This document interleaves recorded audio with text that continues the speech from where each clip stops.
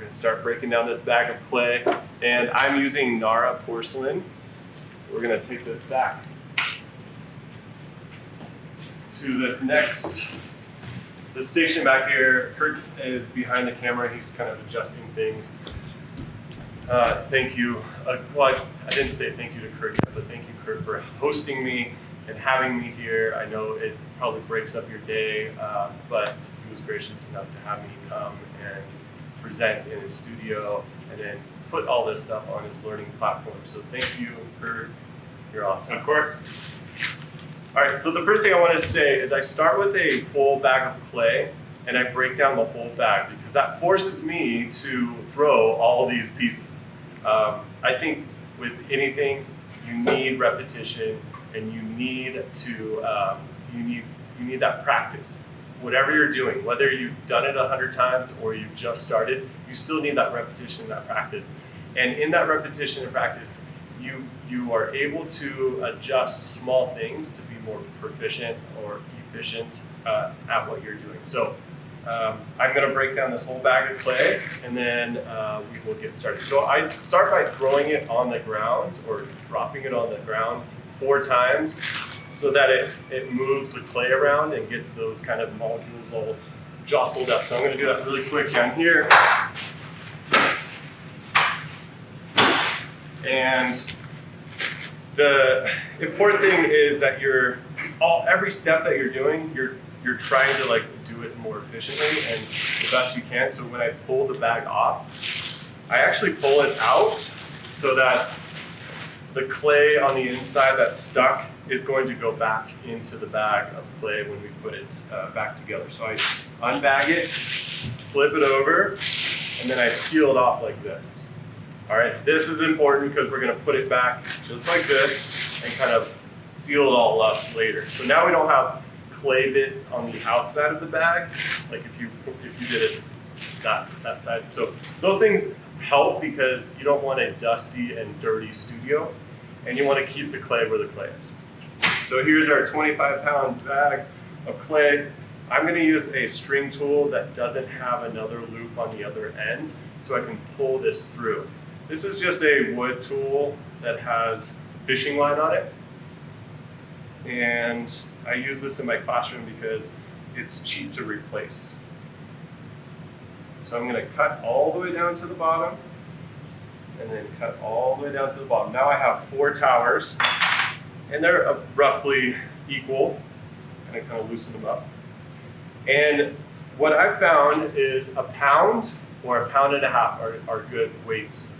A pound is for my cup and 1.5 pounds is for my mud body.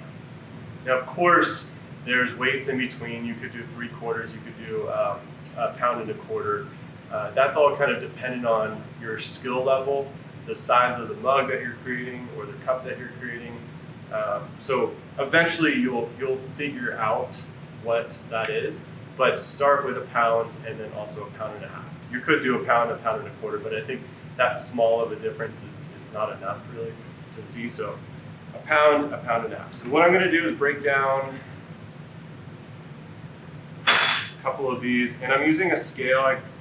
Curt probably got this at Target. You can get these kitchen scales. They have grams and pounds, and I'll put a link to it in the recording. Yeah, and really you're just looking for something that's going to give you an accurate measurement. So I'm looking for 1 pound. So right now I have 1.2, and so if it's over, I'm just going to take some clay off and then put it aside, and then that's going to be my clay that I'll add to a ball that I need more of. So I'm not looking for exact measurements, so 1.04 I'm good with. So now I have 1 1-pounder. And then we're going to go there. So a little bit more for this to get 1 pound. All right, the key here is that we're not trying to trap air too much. So when you put these together, make sure that there's like a flat surface, and then we'll move it aside. So I know this is probably a boring part of the demo, but it really does save me time in the long run. And I'm not going to actually break down this whole bag because I already have a broken down bag, but I want to show you how I do it. So that was my pound. So I got 4 of those, and I'm going to do now the 1.5 pounds. So I just cut a little bit lower. I've done this a couple thousand times, so I have a good idea of what the weights are just by kind of eyeballing them. So I'm looking for 1 pound, 8 ounces, actually 1.5, right? So each scale is different. This one shows, 1.5 is 1.5.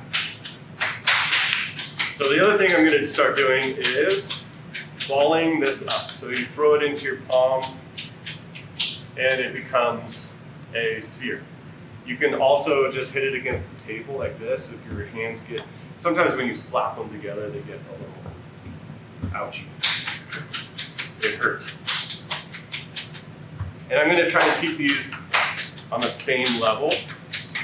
So I have 4 balls of clay on the first level, which are 1 pound, and then I would maybe do the whole bag 1 pound, but because we're trying to do 2 things at once here, I'm going to do 1 pound and then 1.5 pounds.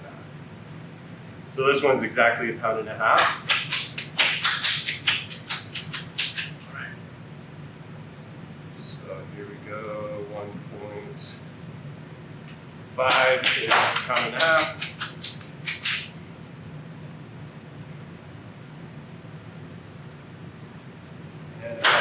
Okay, the reason why I'm stacking this the way that I'm stacking is you can see here that it mimics the size of the brick of clay that it was to begin with.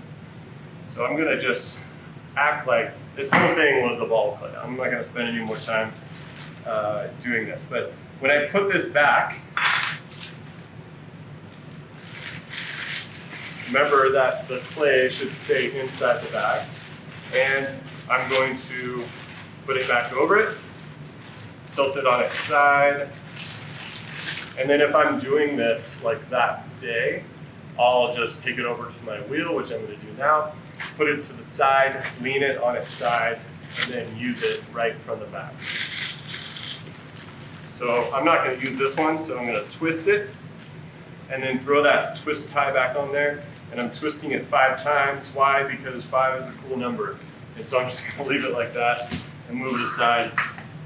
If I do get a bunch of clay bits, I can clean up and move on. All right, so now that's breaking down a bag of clay. We have measurements ready to go. Those might be arbitrary at first, but for you, I would stick with 1 pound, 1.5 pounds, and then see what you can come up with from there on the potter's wheel. All right, let's get back to the potter's wheel.